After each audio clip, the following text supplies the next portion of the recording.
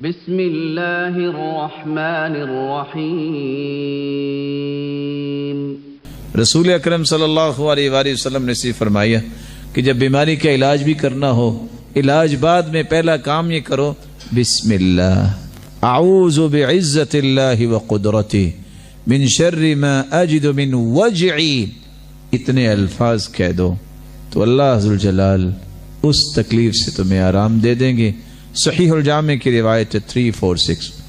اور صحابی دوسری روایت پیش کرتے ہیں کہ اللہ کے رسول جب سے میں مسلمان ہوا میرے جسم کی درد نہیں جاتی، یہ درد کیسے ختم ہوگا؟ آپ نے فرمایا پریشانی کیا ہے؟ کہاں درد ہوتی ہے؟ وہاں ہاتھ رکھو اور 3 مرتبہ پڑھو بسم اللہ بسم اللہ بسم اللہ، اور پڑھنے کے بعد الفاظ یہ پڑھ لو رسول اکرم صلی اللہ علیہ وسلم نے جو سکھائے، اعوذ بعزت اللہ وقدرتہ من شر ما اجد واحاذر۔ صحیح الجامع کی روایت 3839۔ صحابی کہتے ہیں میں نے یہ دم کیا پھر زندگی میں مجھے دوبارہ درد نہیں ہوا۔ جب تک یقین نہیں اس وقت تک ان الفاظ سے فائدہ نہیں ہوگا، اس لیے یقین کیجئے یہ محمد مصطفیٰ نے کہا ہے تو محمد مصطفیٰ کی زبان سے حق کے علاوہ کچھ نہیں نکلتا۔